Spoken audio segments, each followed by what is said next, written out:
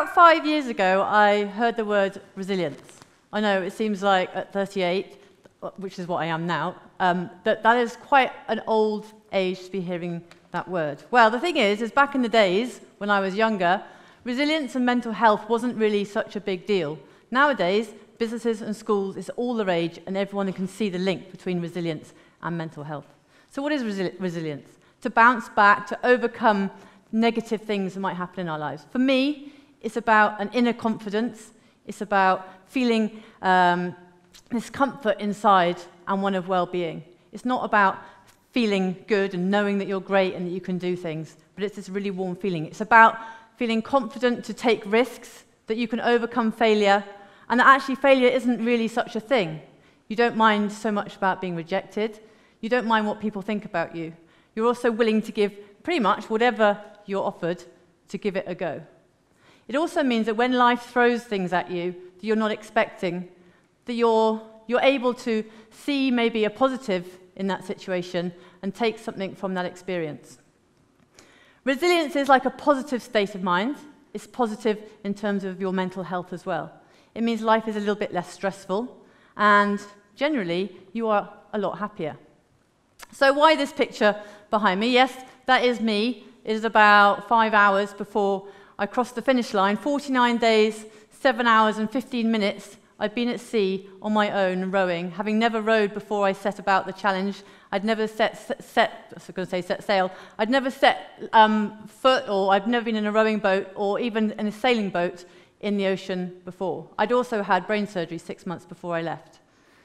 So resilience, someone once said to me, "Oh, you're really resilient. You must have really good, strong mental health." And maybe I do. I think maybe I might have proved that is the case. But someone said, "Oh, but you're just born resilient." And I was like, "Really? You mean we all come out, we pop out, and some people are resilient and some aren't?" I don't know if I necessarily agree with that. I think we do have certain characteristics which help others and some people be more resilient than others. I also think our parents have a massive role to play. I'm going to talk about how I think to become resilient, how you can become resilient in a bit. But first of all, I want to tell you about my story. I hope you enjoy. In 2009, I became severely ill. I had an illness called Cushing's disease. It's pretty rare, 1 in 25,000 people. I was teaching at the time, a secondary science teacher. I had diabetes, I had insomnia, memory loss, which is always ironic because I forget all the symptoms. I had psychosis, I had mania, I was hairy, spotty, podgy, skin thinning. I had bruising, I had osteoporosis and muscle wasting to the point I couldn't get up the stairs without using both my hands and obviously my legs. But I was sent to hospital. It was caused by a small 6mm tumour on my pituitary gland. And when I was in hospital, I remember thinking there was absolutely no point worrying about what was going on here because I had no control over what was happening. I needed to save my energy and try and be as positive as possible. I think my mum had slightly different ideas when I told her to not worry. They went up at one point, I was in a life-threatening situation and I was in intensive care. About 5 days later, they went up my nose, they drilled into my skull and removed this little 6mm tumour. They plugged it up with something, I'm not quite sure. 5 days later, after a few complications on my recovery, I left hospital. I vowed to myself that I would live my life and that I would give back as a thank you for now my second opportunity to do what I wanted to really do and to say thank you for being here to the planet and the people. I went back to teaching, but I soon realised that this wasn't for me. I wanted to live by my values of living and giving. I ended up actually in Africa. I learned to paddleboard, and when I came back to the UK, I thought I wanted to set up a charity, and I did set up a charity. It was pretty difficult. It was hard work, didn't make me any money, surprisingly. Charities with no money behind them don't sort of let you get anywhere in life. But I set up a business alongside that called Kiko, and it was about paddleboarding, and I would run things such as trash for treats, which is where we collect trash from the canals, and in exchange for that, you would get a treat. I was doing this in Hackney, in London, and I became a real part of the community, and I think I sort of formed this, I definitely had some respect from the people in that community, partly because I was doing things that were giving back and it was based around the environment. I felt super confident, I felt very happy, my bank balance less so, but it didn't really matter.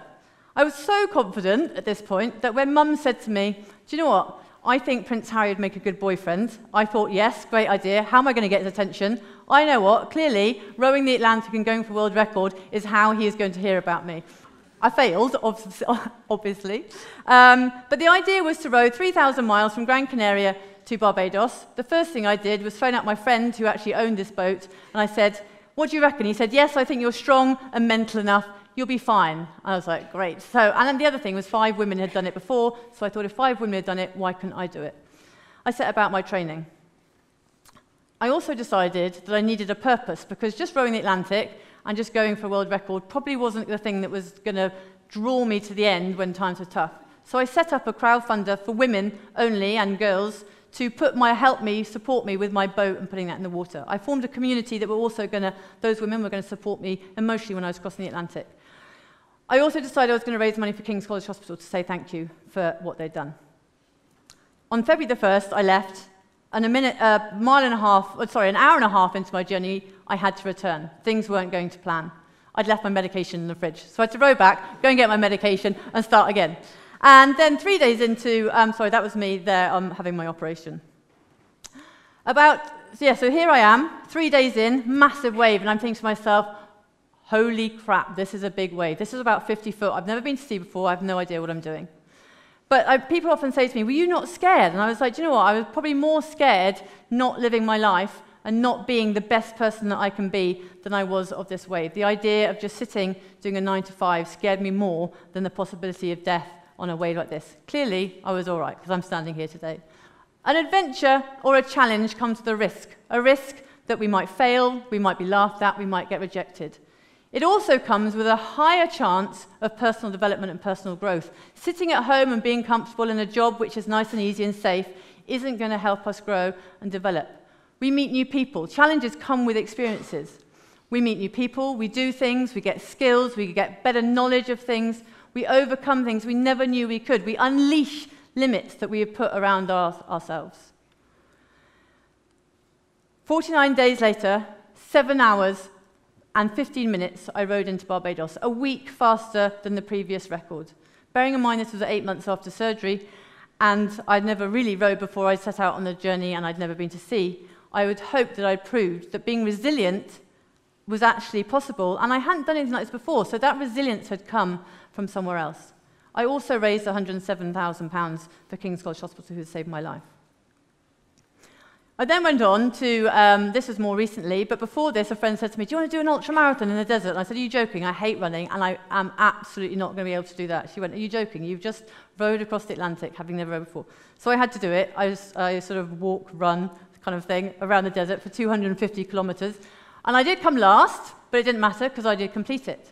I then went on to set up this next project, which I'm passionate about, which was called Kik Plastic. Kik Plastic was about cycling around the entire UK. We did 78 beach cleans, nearly 2,000 volunteers, and we collected 3.5 tons of waste around the British coastline. So what is this resilience? Where did I get this strength? I wasn't born with it. You're not born with this sort of like ability to overcome things. My parents have been great, I have to admit that. I met someone and they said, "Do you know what resilience is? About resources and energy." And I went away and I thought about it. What does this mean? My friend came up with the name Kikonomics. I'm not very good at English. She's much better.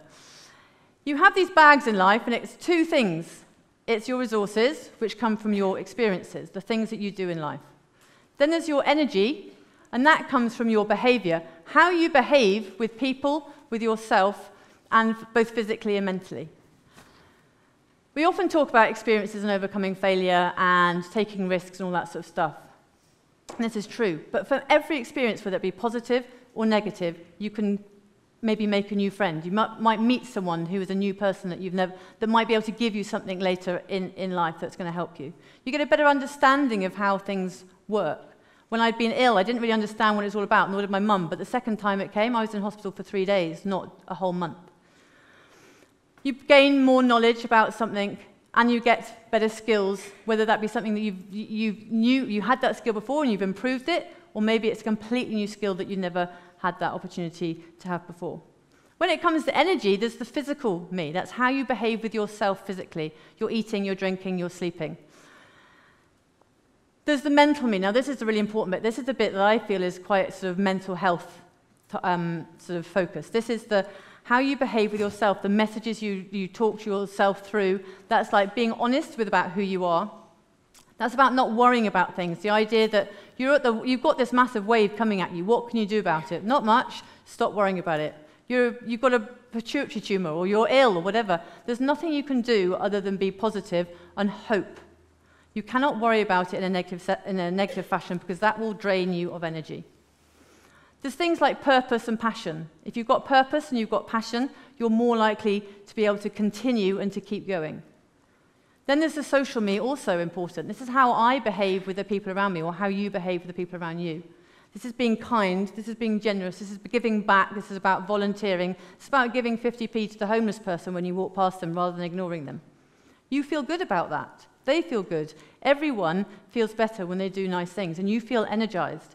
If your bags are full, and you've got all your resources because you've had all these experiences and you've given them a go, if you realize it's not about failure and it's not about who's laughing at you and it's not about rejection, but it's about what you can take from that experience, and then you've got all the energy in the world because you're behaving correctly with yourself and with those around you, then when things happen and life throws you a curveball, you can overcome it. Now, you don't have to row an ocean to become resilient. I hope I've shown you that. And also, the great thing about resilience is you do not need money to become resilient. We have a big focus in life about making money and money and money and money, but actually resilience is free. You can do this with nothing. And sometimes I even think that money is negative. If you have money, you don't necessarily push yourself further. You might not need the passion so much because you can just pay someone off or you can just pay to get it. So, here we have it. I want you to go away. You've got your bags. Like I say, you don't need to row an ocean, although I'd love it if some of you went, oh yeah, that sounds like an easy thing to do. It was great. It was fun. It was a little bit boring. There were lots of stories. I can't tell you them all, sadly. Resilience makes us more confident. It makes us and helps us form better relationships. It also makes us happier, and that is, I think, where most of us want to be in life. So I tell you all of this, and you go away and you be resilient, and that is my little story. Now, there is probably one thing that you're probably a lot more interested in, which is what most people are much more interested in, and maybe it is a TED Talk in itself, and that is the name Kiko. Where the hell did I get a name like Kiko? Well, I'll leave it at that. If you want to find out, then please do come and ask, and it's an interesting one. But yes, if you are going to name your child Kiko, do not expect a normal life. Thank you.